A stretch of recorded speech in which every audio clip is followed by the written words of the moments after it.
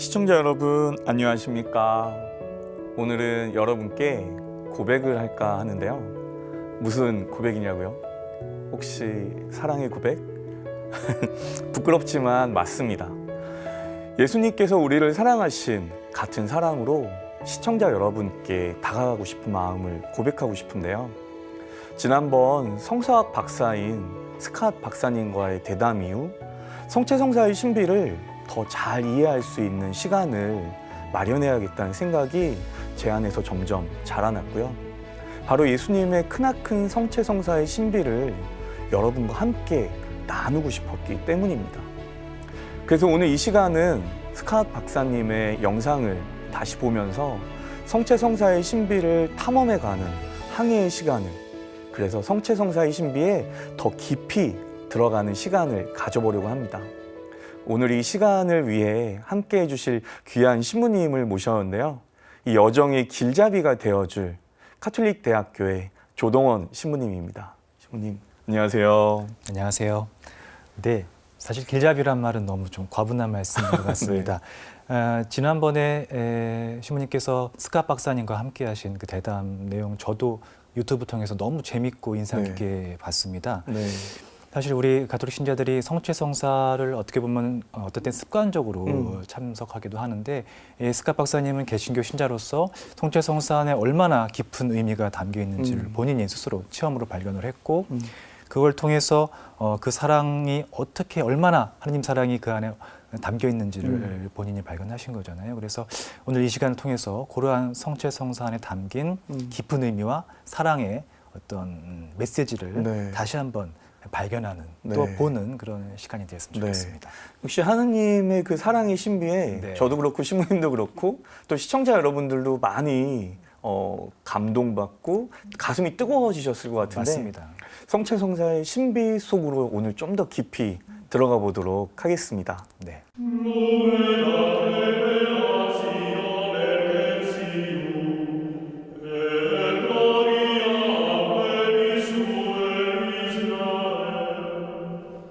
네, 사실은 뭐 교회에서 여러 번 교황님들도 말씀하시고 교회 가르침도 그러하지만 교회는 성체성사로 살고요. 그래서 성체성사는 우리 신앙의 원천이고 절정이다라고 이야기를 하잖아요. 네. 교회헌장 11항에서 이야기하고 있는 게 7성사에 대해서 이야기를 하고 있고요. 가톨릭 교회에서 고백하는 바는 7성사가 구원의 어떤 보편적인 도구이자 수단이라고 얘기를 하는데 그 중에서도 7성사 중에서도 가장 정점이 되고 가장 중요한 것이 바로 성체성사입니다. 네. 우리 가톨릭 교회는 일반적으로 미사로 시작해서 미사로 끝나잖아요. 그만큼 중요한 것인데 이 미사가 왜 이렇게 중요한가라는 것을 아마 차차 우리가 볼 수 있을 것 같습니다. 네, 스캇 박사님도 그 미사를 통해서 다시 카톨릭으로 돌아오게 됐다, 맞습니다. 회심했다라는 이야기를 하셨는데 한번 영상을 먼저 좀 보시죠. 네. 저는 신학교 마지막 연도에 교회 교부들의 저서들을 발견하기도 했고 구약과 신약 사이의 연관성을 보기 시작했습니다. 아우구스티누스 성인은 신약은 구약에 감추어져 있고 구약은 신약에서 드러나고 이루어진다고 고백합니다. 이미 알고 있었지만 저는 그것이 얼마나 깊고 풍부하고 철저한 진리인지를 깨달았습니다. 그래서 그 후 몇 년 동안 교부들의 글을 읽고 성경을 다시 읽으면서 초기 교회의 중심이 예수 그리스도의 재림에만 있지 않다는 것을 깨닫기 시작했습니다. 그 초기 교회 교부들은 성체 안에 현존하시는 예수님을 인정했습니다. 전 마르켓 가톨릭 신학대학원에서 성서신학 박사학위 공부를 시작했습니다. 그러던 중 박사 과정에서 2세기 고대 성찬 예식에 관한 세미나 수업을 듣게 됐고 오늘날 가톨릭 교회에서 거행되는 미사에 여전히 남아있는 고대 성찬 예식이 무엇일까 하는 궁금증이 생겼습니다. 그래서 점심시간에 대학 내 지하 성당 미사에 참석했습니다. 미사가 거행된 지 5분에서 10분 정도 지났을 때 저는 어떻게 그렇게 일치할 수 있는지 깜짝 놀랐습니다. 미사의 한두 요소만이 아니라 순교자 성 유스티노가 2세기에 묘사한 예배와 완벽하게 일치했습니다. 그리고 그때 제 인생에서 처음으로 가톨릭 사제가 빵과 포도주를 축성하는 기도문을 듣고는 가톨릭에 대한 모든 의혹이 제 머리와 마음에서 무너져 내리는 것을 느꼈습니다. 네. 스카탄 박사님이 이야기하는 게 초기 교회의 중심이 예수 그리스도의 재림에만 있었던 건 아니다 하면서 성체 안에 계시는 예수님의 현존을 인정했다라고 하는데 네. 그 의미를 조금 더 좀 자세하게 설명해 주시죠. 네, 스콧 박사가 2세기에 아주 유명한 그리스도인이고 또 가톨릭 교회를 위해서 가톨릭 교회를 변호하고 심지어는 이제 신앙을 위해 순교했던 순교자 유스티노에 대해서 이야기를 하고 있습니다. 유스티노는 원래 그리스도인이 아니었고요. 이교도 철학자였는데 네.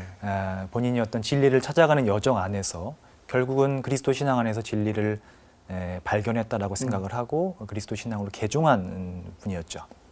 어떻게 보면 이렇게 진리를 향한 여정이라는 측면에서 스콧 박사가 굉장히 비슷한 그런 인생 여정을 보여주고 있는데요. 이 유스티노, 성인 유스티노가 본인이 새로 찾은 진리인 그리스도 신앙을 변호하면서 쓴 책이 있습니다. 이제 아폴로지아라고 하고 네. 우리말로는 호교론이라고 합니다.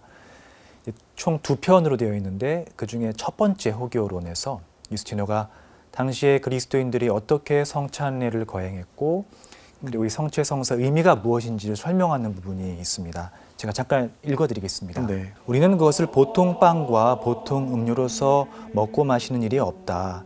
하느님 말씀에 따라 사람이 되신 우리 주 예수 그리스도께서 우리의 구원을 위하여 육신을 취하신 것과 마찬가지로 기도로 성체가 된 이 양식이 강생하신 예수님의 살과 피라는 것을 배워서 알고 있다.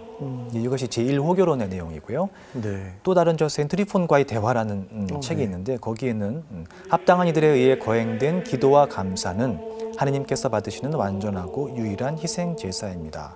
여기서 말하는 감사라는 것은 성찬례를 의미하죠. 네. 스콧 박사가 이 부분을 보고 제 생각에는 깜짝 놀란 것 같습니다. 왜냐하면 사실 스콧 박사가 속해 있던 그 장로교 칼뱅 계열의 개신교에서는 기본적으로 성체성사 안에서 빵과 포도주가 그리스도의 몸과 피로 변화한다는 것을 인정하지를 않습니다. 예.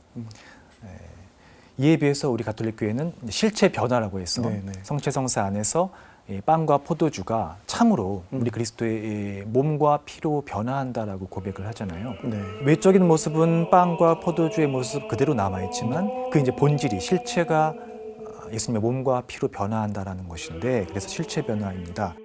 더 나아가서 가톨릭 교회는 이런 실체 변화를 토대로 해서 이 미사가 바로 파스카 희생 제사라고 이야기를 합니다.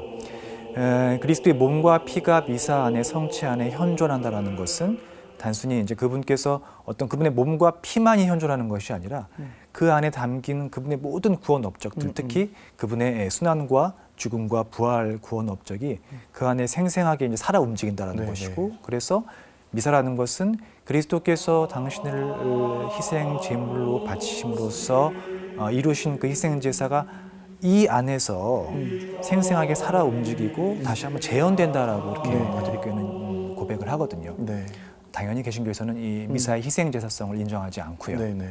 그런데 이 스콧 박사가 교부들의 초기 교부들의 책들을 읽고 특히 유스티노의 책을 읽으면서 아, 그것이 아니었구나라는 것을 알게 됩니다. 왜냐하면 정확히 오늘날 가톨릭 교회가 고백하는 바를 정확히 똑같은 이야기를 유스티노가 하고 있거든요. 네네. 스콧 박사가 아, 내가 지금까지 뭔가를 잘못 알아왔구나. 아, 가톨릭 교회가 가르치는 것이 초대교회 교부들의 가르침과 다르지 않구나라는 것을 발견하게 된 것이죠. 네.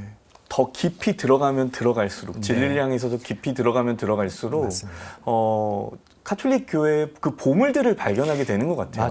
맞아요. 고대 성찬례 예식이 미사 안에서 그대로 재현되는 것을 스카탄 박사도 보고서 네. 카톨릭에 대한 모든 의혹이 사라졌다라고 이야기를 하잖아요. 맞습니다. 그 스콧 박사가 유스틴의 책을 읽으면서 아, 이 성체성사가 정말 그 안에 그리스도의 몸과 피가 참으로 현존하고 그리고 그분의 희생제사가 참으로 현존한다고 교부들이 이야기하고 있구나라는 것을 발견하게 된 다음에 네. 본인이 직접 내가 한번 미사를 참석해봐야 되겠다라는 마음으로 참석을 네. 하지 않습니까? 진짜 열린 마음인 것 대단합니다. 같아요. 진리를 네. 향한 어떻게 보면 열린 마음인 것이죠. 그쵸. 그렇게 미사를 참석했는데 보니까 본인이 공부를 통해서 알고 있던 고대교회의 성찬 예식과 오늘날의 가톨릭 교회의 미사, 성체성사가 너무나 닮아 있는 거예요. 네네. 예를 들어서 제가 하나 준비해왔는데 사도전승의 당시에 네네. 사도전승이라는 책이 있습니다. 네. 이 책은 우리가 초기 교부 중에 하나라고 꼽고 있는 성 히폴리투스의 저작이라고 알고 있는데 네. 대략 3세기 초반, 그러니까 서기 200년대 초반에 집필된 책이고요. 아마도 이제 그 이전의 전례의 실천들을 담고 있는 책으로 그렇게 네. 간주하고 있는데, 이 책에 보면은 당시에 성체성사 예식을 묘사하면서 주께서 여러분과 함께하면 모든 백성은 당신의 영과 함께라고 답할 것이다. 그가 여러분의 마음을 드높이라고 하면 백성은 우리는 주님께 마음을 향하고 올립니다라고 답할 것입니다. 다시 그가 주님께 감사합시다라고 하면 온 백성은 마땅하고 옳은입니다라고 응답할 네. 것이다. 바로 어디서 많이 지금 듣던 저희가 말씀이죠. 미사 때 예. 바로 미사 네네. 때 성찬의 전례 들어가면서 네네. 감사송 직전에 네네. 사제와 신자들이 주고받는 주고받죠. 소위 말하는 삼중대화잖아요. 네네. 그 삼중대화가 이미 200년대 초반 또는 그 이전부터 성찬례 안에서 우리가 주고받는 그 형식 거의 그대로 네. 이루어졌다라는 거. 네. 그리고 또 성체성사의 핵심이라고 할 수 있는 예수님의 성찬 제정문, 네, 받아 네. 먹어라 받아 마셔라 하는 네. 그 말씀을 보면은 네. 사도전승의 내용입니다. 그러므로 그분은 빵을 드시고 감사의 기도를 바치시고 말씀하셨나이다. 너희는 받아 먹어라. 이는 너희를 위하여 바쳐질 내 몸이다. 자네도 같은 모양으로 말씀하셨나이다. 이는 너희를 위하여 흘리는 내 피다. 너희는 이를 행할 때마다 나를 기념하여 행하라. 오늘날의 사제의 입에서 그야말로 발설되는 말씀과 거의 동일하죠. 네. 그러니까 지금까지 저희가 이게 성체망 그리고 네. 또 포도주, 네. 성에 어린 포도주를 축성하면서 바치는 기도문이라든지 네. 아니면 성찬이 들어가기 전에 감사송 들어가기 전에 삼중대화라든지 네. 이것들이 어떻게 보면은 전부 다 이미 초대 교회 때부터 바쳐왔던 맞습니다. 기도문이잖아요. 네. 그러면서 이게 뭔가 좀 가슴이 좀 뛰는 것 같아요. 네. 보통 우리 교우분들이 네. 이게 얼마나 오래된 기도문인지를 사실 잘 모르세요. 자신감 못 하시죠. 네네네. 그래서 성체성사의 그 신비로 저희가 지금 더 깊이 들어가고 있다는 생각이 드는데, 예수 그리스도의 파스카 희생을 기념하고 재현하는 제사라고 이야기를 해주셨잖아요. 네. 아마 같은 맥락으로 스캇 박사님도 친구인 크리스에게 이게 설명을 하고 있는데 한번 영상을 좀 보시고 또 이야기 좀 나눠보도록 하겠습니다.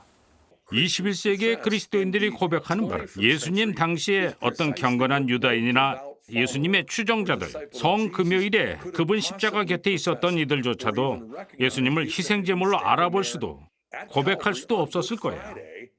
왜냐하면 독실한 유다인들은 파스카 예식 시간을 알고 있었고 또 희생제물을 바치는 장소가 예루살렘 성전 안으로 희생제물 예식을 주례하는 레위 지파의 사제들이 서 있는 성전 제단에서 바쳐야 한다는 것을 알고 있었기 때문이지. 예수님은 성전에서 멀리 떨어진 성벽 밖에서 처형되셨는데 거기엔 제단도 없었네.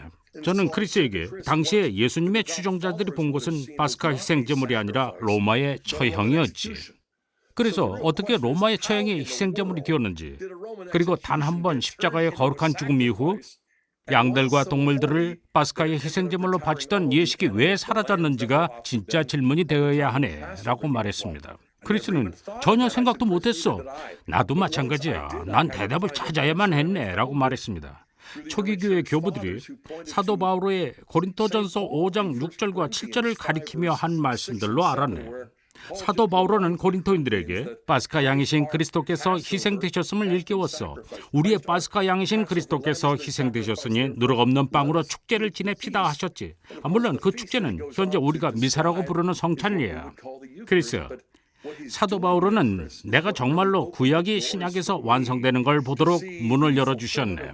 골고타의 희생제물을 이해하는 유일한 방법은 바오로가 말했던 축제를 지내고 성목요일에 2층 방에서 구약을 완성했던 새 계약의 파스카로 예수님이 제정했던 성찬례를 볼 때야.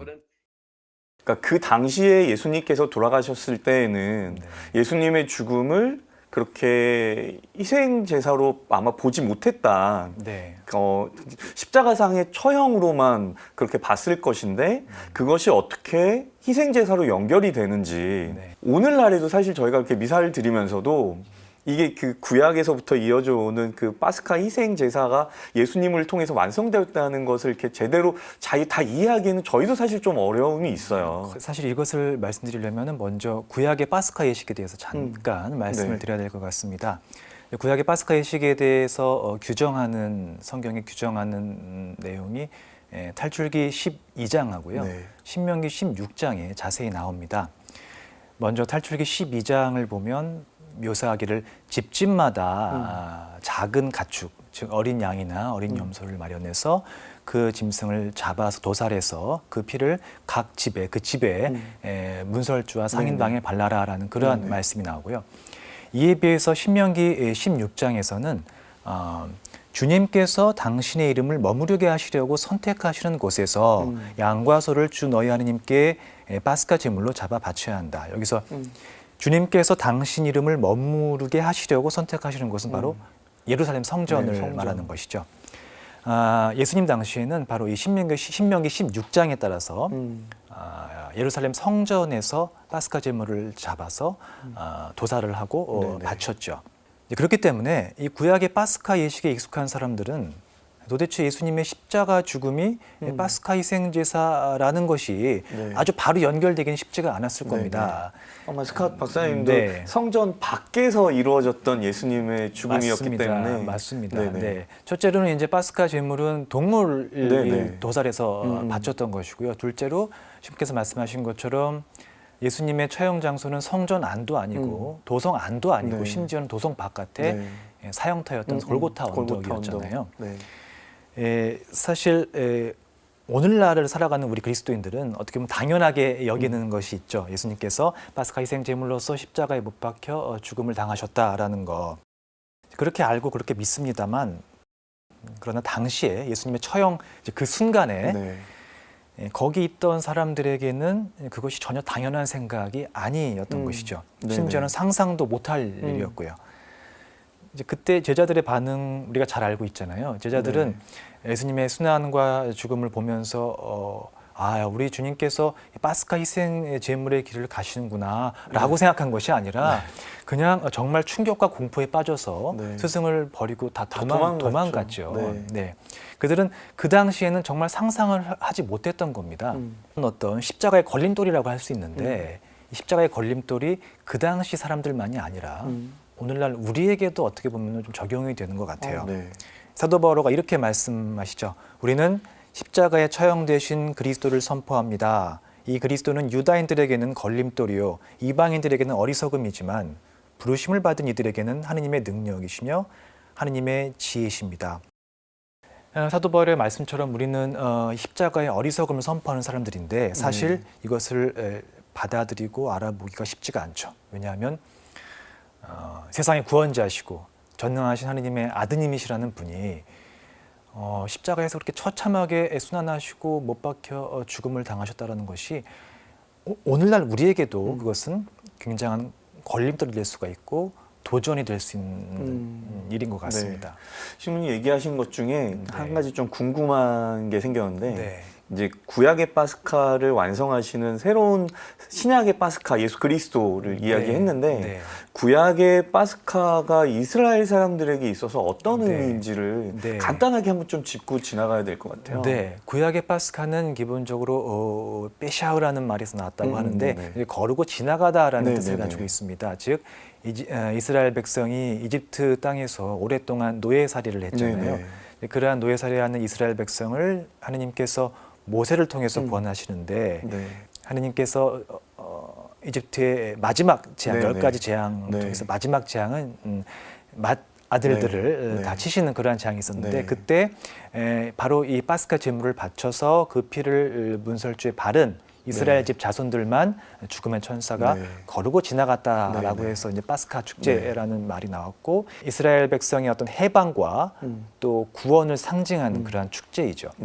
그렇게 구약에서 이스라엘 백성의 해방과 구원을 상징하는 축제였다면 파스카가 이제 신약에서는 모든 사람에게 예수님을 믿는 모든 사람에게 해방과 구원을 약속하는 그런 네네. 축제가 된 것이죠. 네. 그리고 이 지나가다라고 하는 이 파스카의 의미 속에는 또 건너가다라는 의미도 맞습니다. 있잖아요. 네. 그래서 이스라엘 백성들이 홍해바다를 지나서 네. 약속된 땅으로 들어갔던 것처럼 네. 이제 우리 그리스도인들도 네. 죽음 넘어 부활의 영광으로 하느님 나라로 맞습니다. 넘어가게 된다라는 이게 이중적인 맞습니다. 의미가 그런 다양한 의미를 네, 가지고 다양한 있죠. 의미로 또 담겨져 있는 것 같아요. 네. 예수님께서 파스카의 어린 양으로 거룩한 죽음을 맞이하신 후에 스카 박사님은 희생제물을 바치던 예식이 사라졌다라고 이야기를 하거든요. 네. 이거에 대한 이야기도 조금 좀 나눴으면 네, 좋겠어요. 사실 초대교회 신자들도 이 성전 예루살렘 성전을 완전히 벗어난 것은 아닙니다. 네네. 사도행전 3장을 보면은 사도 베드로와 요한이 오후 3시에 그 당시 기도하는 시간이 오후 3시였는데 오후 3시에 성전으로 올라가다가 태어나면서부터 불구제였던 네네. 사람을 고쳐주는 치유해주는 네네네. 그러한 기적이 나타나죠. 네. 이처럼 초대교회 신자들 또 사도들은 성전을 완전히 떠나거나 성전으로부터 분리된 것은 아니었지만 그런데 다른 한편으로 이 초대교회 신자들의 생활이 중심은 더 이상 예루살렘 성전이 아니라 다른 곳으로 옮겨가게 되는 움직임이 네네. 나타납니다. 사도행전 2장을 보면은 이런 말씀이 나오죠. 신자들은 사도들의 가르침을 받고 빵을 떼어 나누고 기도하는 일에 전념하였다. 네, 여기서 이제 빵을 떼어 나눈다라는 것은 우리가 잘 알고 있는 성찬례입니다.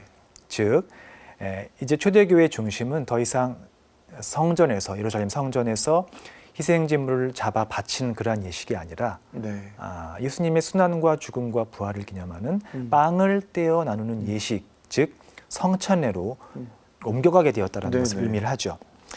즉 그러다가 서기 70년에 예루살렘 성전이 로마군에 의해서 완전히 약탈되고 성전이 파괴가 되고 그에 따라서 성전에서 계속해서 거행되던 희생제사가 완전히 중지가 되게 되죠. 이제 이 역사적인 사건을 이 일을 우리 그리스도인의 눈에서 봤을 때는 네네. 굉장히 중요한 의미를 가지고 있습니다. 첫째로 일단 그것은 예수님께서 이미 당신이 생전에 예고하신 성전 파괴 사건, 성전 파괴 예고의 실현이라고 할 수 있고요. 네네. 둘째는 거기서 끊임없이 거행되던 희생제사가 완전히 중지됐다라는 것은 굉장히 중요한 표징과도 같은 사건이 되는 네네. 것이죠. 어떤 표징인가? 바로 구약의 희생제사는 더 이상 필요하지 않고 더 이상 의미를 가질 수가 없다. 왜냐하면 신약의 새로운 희생제사, 즉 예수 그리스도의 파스카 희생제사가 구약의 희생제사를 완성시켰고 대체했기 때문에 네네. 더 이상의 구약의 희생제사는 필요 없다라는 것을 그런 메시지를 우리가 그리스도인들은 그 사건을 통해서 읽게 된 것이죠. 예루살렘 성전이 네. 무너져 내린 것이 네. 사실 그 자체로는 마음 아픈 일이지만 네. 하지만 이제 구약의 제사가 아닌 네. 신약의 제사로 넘어오는 어떤 과정으로 역사 속에서 긴 흐름을 본다면 네. 그러면 아주 의미 있는 표징이라는 생각이 뚜렷한 들어요. 표징이라고 할 수 있겠죠. 네네. 네. 그 성찬례 제정으로 그리스도교인들의 삶이 이제 바뀌게 되는데 네. 여기서 이제 성찬례 제정과 관련된 스카탄 박사의 또 영상을 한번 보고 또 이야기를 다시 또 이어가도록 하겠습니다. 네. 그리스도께서 구약을 완성하고 신약을 세우는 파스카의 어린 양이시면 새로운 계약의 파스카로 예수님이 제정하신 성찬례는 단순히 식사일 수만은 없어. 그냥 식사라면 파스카일 수가 없기 때문이에요. 실제로 예수님이 새로운 계약의 파스카로 성찬례를 제정하셨다면 성찬례 제정문에서 가장 의미가 있는 말은 우리는 평생 들었지만 제자들은 처음 들었던 이 말일세. 이것을 받아 먹어라. 이는 너희를 위하여 내어줄 내 몸이다. 파스카 전례 중간에 뭔가를 바꿀 수는 없지만 예수님은 그렇게 하셨네. 전 계속 말했습니다. 파스카 식사가 끝나갈 때 예수님은 잔을 들고 말씀하셨는데 역시 우리는 평생 들었지만 제자들은 처음 들었던 말이라네. 이는 새롭고 영원한 계약을 맺는 내 피의 잔이니 죄를 사하여 주려고 너희와 많은 이를 위하여 흘릴 피다.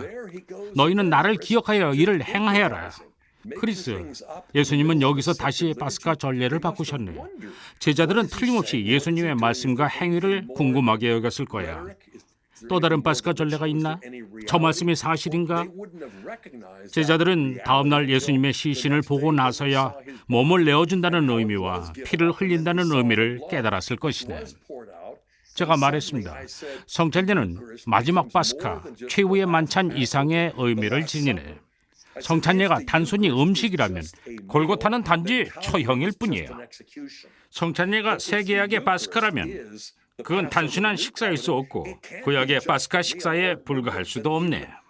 하지만 파스카 전례에서 예수님의 희생 제물이 되기 시작한다면 우리는 골고타 언덕에서 예수님의 희생이 완성되었다고 이해할 수 있겠네. 네, 방금 이제 스카탄 박사님 이야기한 것처럼 예수님께서 구약의 파스카를 새롭게 하셨다를 설명하면서 단순한 식사가 아니다라는 이야기를 했거든요. 네. 그걸 조금만 더 좀 풀어주시죠. 네. 사실은 가톨릭 교회와 개신교 모두 성찬예가 최후의 만찬을 기념하는 예식이다라는 네네. 것은 공히 인정을 합니다. 그렇기 때문에 성찬예는 기본적으로 식사의 성격을 갖는 것은 맞습니다. 네. 다만 가톨릭 교회는 성찬예가 식사만이 아니다, 단순한 식사만이 아니라 그 이상의 의미를 갖는다라고 보고 있고요. 그 이상의 의미라는 것은 바로 파스카 희생 제사라는 것이죠. 스콧 박사가 이야기하는 것처럼 최후의 만찬이 단순한 식사만이 아니라 어떤 파스카 만찬이었다면 그 파스카 만찬은 사실 식사 이상의 의미를 가질 수밖에 없는 것이죠. 예수님께서 이 파스카 만찬을 같이 하시면서 아주 중요한 말씀을 여기에 최후의 만찬 자리에서 덧붙이시죠. 바로 우리가 잘 알고 있는 성찬 제정문의 말씀입니다. 이것은 내 몸이다, 받아 먹어라, 내 피다, 받아 마셔라라는 그런 말씀입니다. 그리고 스콧 박사에 따르면 이 말씀은 바로 정확히 그 다음 날 이루어질 성금요일에 예수님의 십자가 순환과 죽음을 겨냥하고 있는 그러한 말씀이고, 그래서 최후의 만찬과 십자가 희생 제사는 서로 때려야 뗄 수 없는 관계를 가지고 있기 때문에 단순히 이것이 식사의 차원이 아니라 그 이상의 의미를 갖는 희생 제사의 의미를 갖는다라고 보는 것이죠. 네, 그러니까 시모님 말씀하신 거는 이제 만약에 이게 그냥 뭐 스카탄 박사도 그런 이야기를 했지만 단순히 식사라면 그냥 전통적으로 바쳐오던 최후의 그 파스카 만찬을 하면 되는 건데 거기 예수님께서는 특별한 당신의 말씀을 덧붙이셨다는 거잖아요. 이것이 바로 구약의 희생 제사와 연결이 되고 방금 얘기하셨던 것처럼 그게 아마 요한복음으로 연결이 되지 않나요? 요한복음에서는 최후의 만찬을 하고 난 다음이 바로 예수님께서 어린 양을 잡는 그 시간에 예수님께서 십자가에 못 박혀 돌아가시잖아요. 바로 그런 거를 신학적으로 연결하려고 했었던 것 같은데 그게 되게 마음이 저도 한 번도 그런 생각을 해본 적이 없었어요. 예수님께서 이 말을 더 덧붙이셨었구나라는 생각을 못했었는데 예수님께서 너희는 모두 이것을 받아 먹어라. 이렇게 말씀하시면서 당신의 손에 들고 있으셨던 것은 누룩이 들어가지 않은 빵이었을 텐데요. 누룩 없는 빵의 의미에 대해서도 조금 설명해 주시죠. 마지막 만찬이 파스카 만찬이었다면 분명 예수님께서는 구약의 파스카 예식에 따라서 누룩 없는 빵을 제자들과 함께 나누셨겠죠.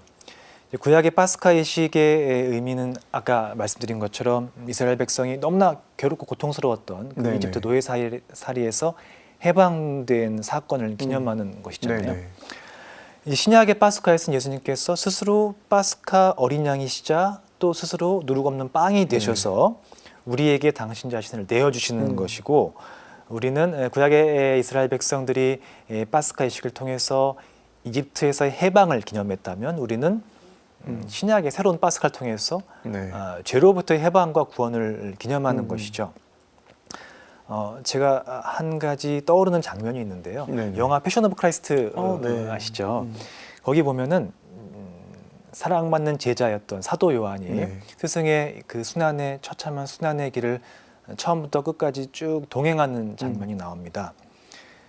이 요한이 스승의 순환 장면을 같이 순환 길을 동행하면서 동시에 떠올리는 것이 뭐냐면은 바로 스승과 했던 마지막 만찬의 장면이에요.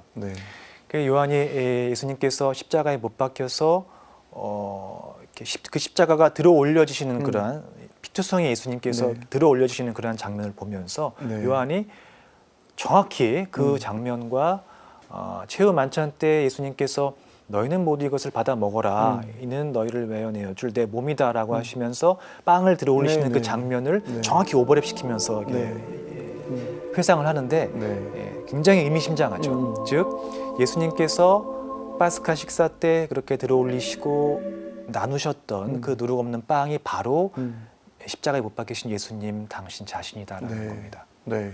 그렇게 생각하니까는 성찬 제정문에 나오는 네. 뭐 받아 먹어라, 네. 또 받아 마셔라 이런 말씀들이 네. 더 이렇게 마음에 정말 이렇게 맞습니다. 박히는 듯한 느낌이 맞습니다. 드는데요. 네. 이게 이제 예수님께서는 그러니까 원래 파스카 예식 구약에 이스라엘의 파스카 예식 안에는 없는 말이었다는 거잖아요. 네, 그렇습니다. 이제 구약의 파스카 예식을 우리가 핫가다 예식이라고도 하는데 네. 그 예식은 기본적으로 이집트 탈출을 기념하는 예식으로 되어 있습니다. 당연히 네. 내 몸이다 받아 먹어라, 내 피다 받아 마셔라 이러한 말씀은 등장하지 네. 않죠. 네. 방금 전 스콧 박사가 굉장히 상세하게 설명을 했지만 제자들은 처음에 이 말씀을 듣고 어리둥절했을 것이다라고 이야기를 네네. 하잖아요. 왜냐하면 본인들이 살면서 파스카 예식을 그렇게 많이 거행했지만 한 번도 그동안 맞아요. 들어본 적이 없는 네네. 말씀을 이 스승께서 하신 것이기 때문에 네. 아마도 그 제자들은 그 당시에는 그 의미를 잘 이해하지 못했을 것이고 스승의 죽음과 부활이라는 파스카 사건을 거치면서 그때서야 이제 비로소 네. 그때 마지막 만찬 파스카 만찬 때 그분께서 말씀하신 그 처음 들어보는 그 말씀이 이런 의미였구나. 네. 당신 자신을 새로운 파스카 양으로 파스카 희생제물로 바치신다는 내어주신다는 그러한 의미였구나라는 것을 아마 깨달았을 네. 겁니다. 받아 마셔라, 잔을 들고 이제 받아 마셔라라고 이렇게 말씀하신 것도 네. 상당히 또 의미가 있을 것 같아요. 맞습니다. 네. 예수님께서 이 이제 받아 먹어라, 받아 마셔라라는 그런 성찬 제정문의 말씀을 하시는데 이 예수님의 말씀을 복음서마다 조금씩 다르게 네네. 전하고 있어요. 네네. 루카 복음서 같은 경우를 보면은 이 잔은 너희를 위하여 흘리는 내 피로 맺는 새 계약이다, 새 계약이다라는 말씀이 나오는데 이 말씀을 아마 이런 의미로 우리가 볼 수 있을 것 같습니다. 즉 예수님께서는 만찬 바로 다음 날, 즉 성금요일에 네. 당신의 순환으로서 피를 흘리시게 되는데 네. 그 피로써 하느님과 인간 사이에 새로운 계약을 맺으시고 네네. 성찬례는 이렇게 예수님께서 맺으신 새로운 계약을 끊임없이 현존하게 만들고 재현하는 그러한 예식이다. 이제 그렇게 네. 우리가 이해할 수 있겠습니다. 네. 하지만 사실 예수님과 초회 만찬을 했던 제자들은 네. 그 당시에는 이제 그걸 온전히 이해하지 못했다라고 이제 말씀을 하셨잖아요. 네, 맞습니다. 그러다가 이제 시간이 지나고 나서 네. 예수님의 부활을 네. 경험하고 난 다음에야 네. 비로소 그 의미를 이제 차츰차츰 깨닫게 됐을 텐데 네. 복음 안에서도 사실 그렇게 네. 예수님과 함께 걸어가면서도 예수님이신 줄을 모르다가 네. 빵을 쪼갤 때야 비로소 예수님이신지를 알아봤다. 엠마오 가는 제자들의 이야기가 맞아요. 되게 좀 감동적이거든요. 네. 바로 그 영상도 한번 네. 좀 같이 좀 보면서 스카탄 박사님도 아마 그 이야기를 해주셔서 네. 영상 보면서 또 이야기 이어가시죠. 네. 네. 성체가 진정한 그리스도의 현존이고 부활하신 분의 몸과 피, 영혼과 신성이라는 걸 우리가 믿기 때문이지. 그래서 클레오파스와 그의 동료는 루카복음 24장에서 예수님과 몇 시간을 걸어가면서 주님을 알아보지 못했지만 예수님과 함께 식탁에 앉고 예수님이 빵을 들어 축복하고 쪼개어 나눠줄 때서야 그분을 알아보았네. 빵을 쪼개는 것은 그리스도. 초세기에 우리가 지금 거행하는 성찬례이자 미사인 거룩한 전례를 묘사하는 말로 사도행전 2장 42절, 20장 7절, 코린토전서 11장에 나오지. 이렇게 제자들이 빵을 쪼갤 때 예수님을 알아뵀던 것처럼 네. 저희도 이렇게 미사를 드리면서 성찬례 안에서 현존하시는 예수님을 알아보면 좋겠다. 네. 성체가 바로 예수 그리스도의 몸이다. 그리스도의 몸, 그분의 몸이다라는 것을 그냥 이렇게 뭐 아멘으로 이렇게 그냥 습관적으로 고백하는 게 아니라 네. 정말 나의 온 생애를 걸고 느꼈으면 좋겠다라는 그런 마음이 들거든요. 네. 이 엠마오로 가는 두 제자 이야기 저도 개인적으로 굉장히 좋아하는 네네. 본문이고요. 아주 깊은 의미를 가지고 있는 본문인데요. 첫 번째로 우리가 생각할 수 있는 것이 부활하신 예수님께서는 늘 우리와 동행하신다라는 것. 다만 우리는 그것을 잘 알아보지 못할 따름이다라는 거죠. 엠마오로 가는 두 제자와 마찬가지로 지금도 네. 여기서 예, 얼마나 흐뭇하게 보고 동행하실 계실까. 겁니다. 네. 예. 이 복음서에서는 그걸 이렇게 표현을 하잖아요. 그들은 눈이 가리어 그분을 알아보지 못하였다라고 네. 말씀을 전하는데 예수님께서는 처음에 그분을 알아보지 못하는 당신의 제자들을 차근차근 당신을 알아볼 수 있게 이끌어 주십니다. 네, 네. 첫 번째로는 먼저 그들과 대화를 하시죠. 음. 길을 가면서 무슨 말을 그렇게 하고 네. 있느냐라는 말씀으로 시작하시면서 대화의 주제가 메시아, 즉 그리스도의 순환과 부활이라는 주제로 네. 대화를 이끄시게 됩니다. 예수님께서 이렇게 말씀하시죠. 아, 어리석은 자들아, 예언자들이 말한 모든 것을 믿는데 마음이 어찌 이리 굼뜨냐. 그리스도는 그러한 고난을 겪고서 자기의 영광 속으로 들어가야 하는 것이 아니냐라는 말씀을 네네. 하십니다. 그러면서 그들에게 이제 성경 말씀을 풀이해 주셨다라고 복음을 전하고 있는데 그 성경 말씀 풀이를 듣고 있는 제자들의 마음이 불타올랐다라고 네네. 나중에 전하고 있죠. 네. 아마도 예수님의 이 성경 말씀 풀이 그리고 예수님과 제자들의 대화는 우리의 성체성사 안에서 말씀의 전례에 해당한다고 볼 수 있겠고요. 네네. 그리고 나중에 예수님께서 그들과 함께 식탁에 앉으셔서 빵을 들고 감사를 드리신 다음에 빵을 떼어 주시는 그 모습은 바로 네. 성찬의 전례를 의미한다라고 볼 수 네네. 있겠습니다. 바로 말씀의 전례를 통해서 우리가 들은 그 예수님의 순환과 죽음과 부활에 대한 그 구원의 메시지가 이제는 생생하게 빵이라는 모습을 통해서 네네. 현존하게 된다라는 네네. 것을 우리에게 전해주고 있는 것 같습니다. 그러니까 신부님 지금 말씀하신 것처럼 네. 예수님의 순환과 죽음과 부활의 신비가 네. 성찬을 통해서 지금 이 순간 우리와 함께하고 있다. 네. 우리가 그 신비 속으로 들어간다라는 이야기를 해주신 거잖아요. 네, 맞습니다. 네. 이 엠마오로 가는 두 제자 이야기에서 굉장히 재밌는 또 한 가지 포인트가 네네. 나오는데요. 바로 예수님께서 빵을 떼어 나누어 주실 때 그분의 모습을 분명하게 알아본 네네. 제자들이 바로 그 이후에 제자들이 알아본 바로 그 이후에 예수님께서 그들의 눈앞에서 사라지셨다라고 네. 복음 전하고 있죠.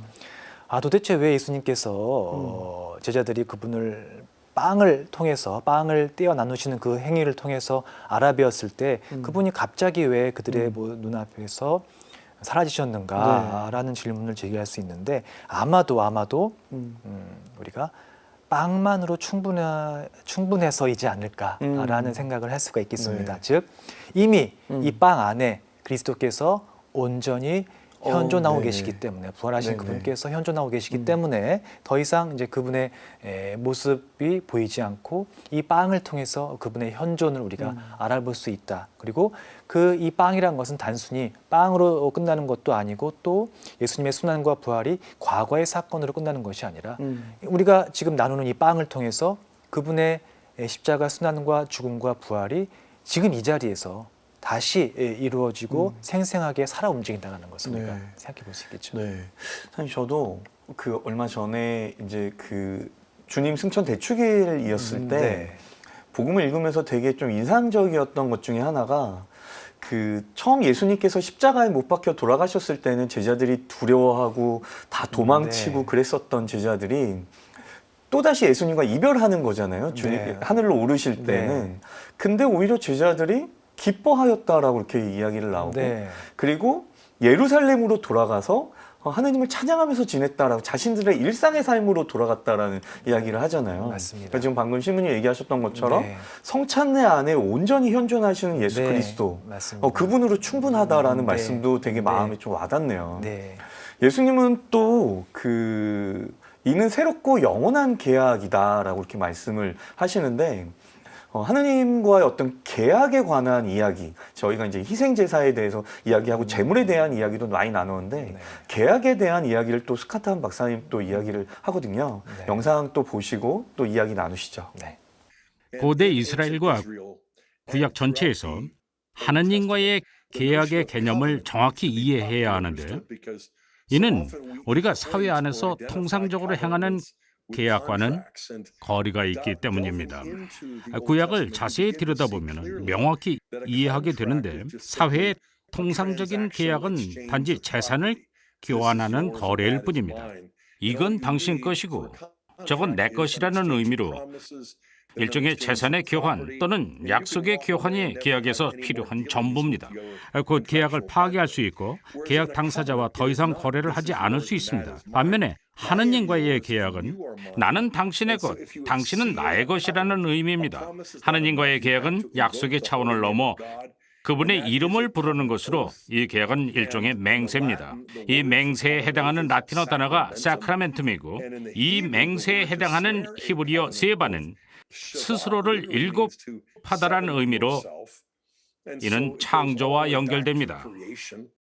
지금 방금 얘기하신 스카탄 박사의 이야기 중에 되게 핵심적인 것들이 많이 담겨져 있는데 네. 하느님과의 계약에 있어서 네. 나는 당신의 것, 네. 또 당신은 나의 것 이라는 그 말씀 네. 그리고 또 창조와 연결이 된다. 네. 그 계약을 뜻하는 이제 그 사크라멘툼 또 히브리어로 쉐바 이것들이 다 창조와 연결이 된다라는 이야기가 되게 이렇게 좀 마음에 많이 와닿거든요. 네.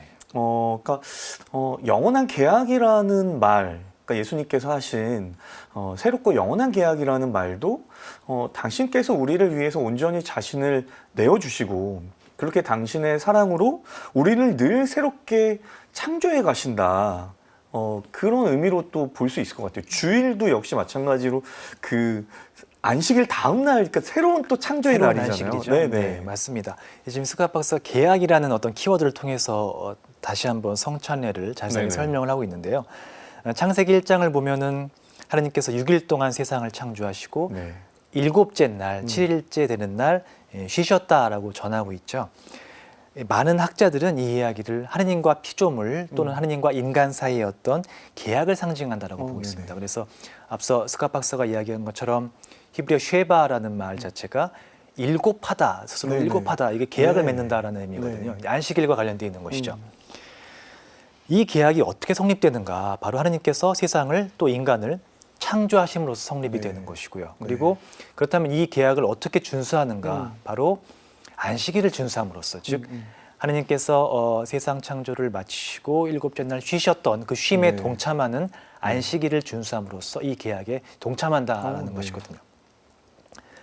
자, 이러한 어떤 창조를 기리는 계약, 어떻게 보면 옛 계약이라고 할 수 있는데요. 예수님께서는 이 옛 계약, 옛 안식일을 새로운 계약, 새로운 안식일로 만드시는 겁니다. 당신의 파스카 희생제사를 네네. 통해서.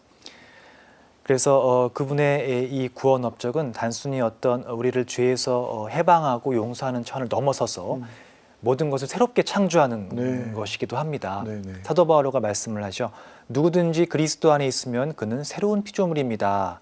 옛 것은 지나갔습니다. 보십시오, 새 것이 되었습니다. 네. 이런 어떤 새로운 창조의 개념이 그렇죠, 나타나는 그렇죠. 것이죠. 스캇 박사님도 성체성사를 이제 새로운 계약, 그러면서 신약이 성사였다는 표현을 되게 놀라운 표현이라고 네. 저는 생각이 드는데 이와 관련된 영상도 한번 좀 보시고 또 이야기 이어가겠습니다.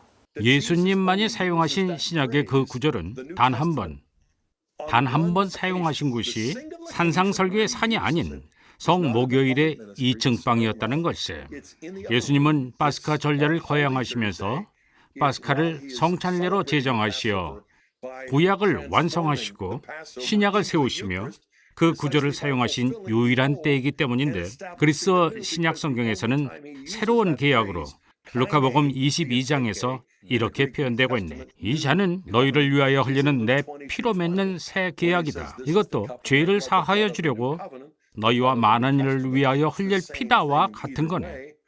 그런데 나를 기억하여 이를 기록하여라가 아니라 행하라고 하셨지. 사람들이 행하려 했던 것을 우린 성찬례라 부르고 그리스인들은 빵을 쪼갠다고 했지. 하지만 예수님은 새 계약이라고 부르셨네. 신약에서 말씀하신 때가 바로 그리스도 성찬례를 제정하실 때였어. 이것이 내가 말하려 하는 것이네. 난 신약이 문서화되기 오래전부터 성사였음을 발견했네. 난 그걸 기록에서 찾아냈는데 루카복음 22장 20절이네. 루카가 복음을 쓰기 전에도 루카의 멘토였던 성 바오로는 신약의 첫 번째 저자로 그 구절을 고린도전서 11장 25절에서 사용했네. 그래서 사도 바오로가 신약에서 새 계약을 처음 언급한 맥락은 예수님이 유일하게 새 계약에 대해 언급하신 것과 완전히 같은 맥락이네. 기록에 의하면 신약은 문서화되기 전부터 성사였다는 것이네. 그래서 예수님이 이를 써라가 아닌 이를 행하여라라고 하신 걸 보면 예수님은 결코 기록하라고 명하시지도 않았음을 알 거야. 오해하지 말게, 크리스. 난 그들 중 일부가 기록해서 기쁘다네. 하지만 대부분은 그러지 않았지. 사실 12제자의 절반 이상이 오늘날 신약 성경이라고 불리는 27권의 책 중 단 한 권에도 기여하지 않았는데 예수님께 불순종했기 때문이 아니야. 예수님이 하라고 하셨기에 그렇게 했을 뿐이었지. 제자들은 복음을 선포했고 새 신자들에게 세례를 주었다네. 사도행전 2장의 오순절부터 그들은 빵을 쪼개는 성찬례를 거행하고 있었고 이는 새 계약으로 알려졌지. 그래서 크리스, 실제로 난 새 계약이 되고 싶었어. 내 평생 말일세. 그건 성체를 모시는 가톨릭 신자가 되어야 한다는 것이었네. 스카타 박사님은 이렇게 그 원천으로 깊이 들어가면 들어갈수록 새 계약, 성체를 모시고 싶은 그 마음이 아주 간절해졌던 것 같아요. 네. 신약이 성사이다, 새 계약이다 이런 이야기들을 나누는데 그러면서 좀 인상적인 것은 예수님께서 이것을 기록해라가 아니라 네. 이를 행하여라라고 말씀하셨잖아요. 네. 그게 어떻게 보면은 우리 모두에게 다 해주시는 말씀이신 것 같아요. 맞습니다. 사실 이제 이 성경 안에는 다양한 계약들이 나타나고 있습니다. 네. 특별히 구약 성경에서는 먼저 아까 말씀드린 창조를 통해서 이루어지는 계약이 네네. 있고 그리고 뭐 노아를 통해서 하나님께서 맺으시는 계약이 있었고요. 또 네. 아브라함을 선택하시면서 맺으신 계약이 있었고 마지막으로 가장 중요한 계약은 이스라엘 백성과 모세를 통해서 맺으신 네. 계약이죠. 이스라엘 백성이 어떻게 이 계약을 이어가는가 뭐 다양한 방식으로 이어가지만 특별히 파스카 축제를 거행함으로써 네네. 그 계약을 계속 이어가 나가는 것이거든요. 네네. 근데 마찬가지로 신약의 백성 역시 하느님과 계약을 즉 예수 그리스도를 통해서 하느님과 계약을 맺게 된 새 계약을 맺게 되는데 네네. 그 계약은 어떤 행위를 통해서 이어지게 되는 것이죠. 바로 그 행위는 성찬례입니다. 예수님께서 아까 제가 말씀드렸지만 루카복음 몇 장인가요? 22장 20절에 보면은 네. 이 잔은 너희를 위하여 흘리는 내 피로 맺는 새 계약이다. 네. 바로 이 성찬례가 새로운 계약이고 예수님께서 말씀하신 것은 나를 기억하여 이를 행하여라. 스카 박사도 이야기하고 네, 있지만 네. 바로 이 계약을 행하는 것이고 그 계약을 행하는 것이 바로 성찬례이고 우리는 성체를 모심으로써 그 계약의 당사자로 참여하게 되는 것이죠. 네. 저희가 희생제사에 대한 이야기도 했었고 네. 또 계약에 대한 이야기를 이제 넘어와서 네. 그 계약을 행한다. 그래서 우리가 그 계약에 참여한다라는 이야기까지 지금 해주셨는데요. 네. 영성체를 통해서 그리스도와 일치를 이루고 생명과 부활의 기쁨을 누리면서 또 죽음을 이긴다는 의미에서 성찬례는 감사와 또 찬미의 전례라고 또 이야기할 수 있을 것 같아요. 맞습니다. 이 성찬례를 그리스 말로 에우카리스티아라고 네네. 하는데 에우카리스티아라는 말 자체가 감사 또는 네네. 감사제라는 의미입니다. 네네. 즉 성찬례는 감사제이고요. 그렇다면 무엇에 대해서 감사하는가? 뭐 사실은 아주 다양한 의미의 감사가 있을 수 있겠죠. 네. 앞서 엠마오로 가는 두 제자 이야기에서도 예수님께서 이 제자들과 식탁에 앉으신 다음에 빵을 들고 감사의 기도를 드리셨다라는 말씀이 네네. 나오거든요. 네. 그 감사는 사실 창조주이신 하느님께 당신께서 우리에게 주신 이 모든 양식과 모든 것에 대해서 감사한다라는 그런 네네. 의미를 가지고 있고요. 근본적으로 더 새로운 감사는 바로 새로운 창조에 대한 감사겠죠. 네네. 즉 예수 그리스도의 파스카 희생 제사를 통해서 이루어진 그 구원과 네. 새로운 창조에 대한 감사. 그래서 성체 성사는 감사의 제사이고 우리는 그러한 감사의 제사에 참여함으로써 하느님께 감사하고 또 우리가 하느님의 예수 그리스도를 통해서 주어진 하느님의 구원 업적에 감사하는 네. 그런 네. 제사가 되는 것이죠. 그러니까는 성찬회를 통해서 우리는 그렇게 변화하는 거잖아요. 맞습니다. 새롭게 네. 창조되는 네. 거잖아요. 네. 정말 하느님께 찬미를 드리는 이런 성찬례에서 우리가 정말 한 마음으로 기도하고 또 그 기쁨이 터져 나올 수 있으면 좋겠다라는 생각이 맞습니다. 들면서 사실 미사에 여러 예식 그 기도문들이 많지만 네. 그 성찬례 그 가운데에서도 신앙의 신비여 하고 이렇게 이게 사실은 이렇게 터져 나오는 맞습니다. 그 기쁨을 표현하는 거잖아요. 네. 이 놀라운 신비에 대해서. 네. 그러면서 저는 지금 이제 요한묵시록의 한 구절이 또 떠오르는데요.